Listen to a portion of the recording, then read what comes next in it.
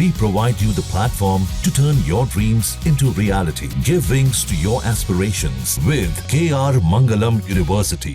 Iran से 12 दिन तक चले जबरदस्त युद्ध के बाद अब इजरायली प्रधानमंत्री बेंजामिन नेतन्याहू अमेरिका पहुंच चुके हैं और इसे कहा जा रहा है उनकी जीत यात्रा। इस दौरे में उनकी अमेरिकी राष्ट्रपति डोनाल्ड ट्रंप से बहुप्रतीक्षित मुलाकात होने वाली है। माना जा रहा है कि इस बातचीत में गाजा युद्ध विराम, ईरान पर आगे की रणनीति और अमेरिकी इजरायल रिश्तों का नया खाका तैयार हो सकता है। लेकिन इस हाई प्रोफाइल दौरे से पहले ही नेतन्याहू को एक और बड़ी राहत मिली है। कोर्ट ने उनके खिलाफ चल रही भ्रष्टाचार की पूछताछ को कुछ समय के लिए टाल दिया है। यानी अब नेतन्याहू बिना किसी कानूनी दबाव के ट्रंप से मुलाकात करेंगे और इसका राजनीतिक फायदा भी उन्हें मिल सकता है।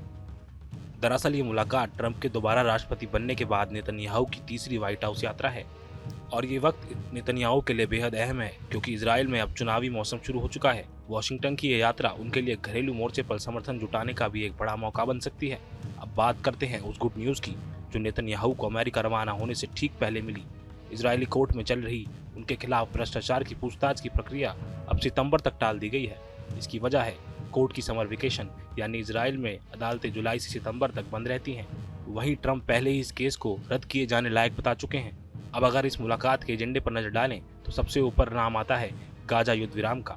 अमेरिका चाहता है कि गाजा में चल रही लड़ाई अब थमे, हमास के कब्जे से बचे बंधकों की रिहाई हो और एक टिकाऊ युद्ध विराम समझौता सामने आए।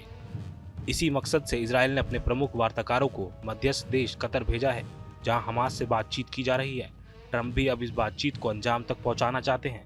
अमेरिका की कोशिश है कि सिर्फ गाजा ही नहीं बल्कि इजराइल और सीरिया के बीच भी स्थिरता लाई जाए ताकि पूरे मिडिल ईस्ट में शांति बहाल हो सके। लेकिन इस सबके बीच असली चुनौती है ईरान। हाल ही में अमेरिका और इजराइल ने ईरान के सैन्य और परमाणु ठिकानों पर संयुक्त कार्रवाई की थी। नेतन्याहू ने इस ऑपरेशन को बड़ी जीत कहा था, लेकिन याद दिला दें पिछली बार जब नेतन्याहू अप्रैल में व्हाइट हाउस पहुंचे थे तो माहौल बिल्कुल सहज नहीं था।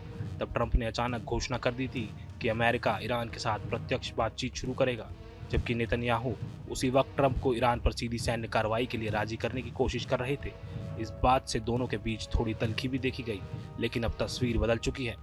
अब देखना यह होगा कि क्या ट्रंप और नेतन्याहू मिलकर गाजा में एक स्थायी युद्ध विराम ला पाते हैं।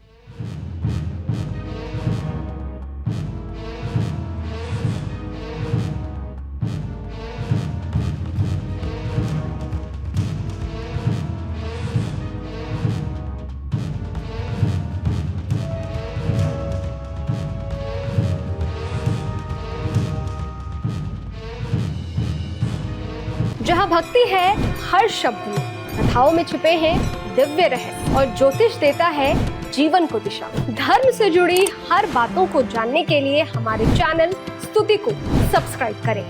चैनल पर जाने के लिए इस लिंक पर क्लिक करें।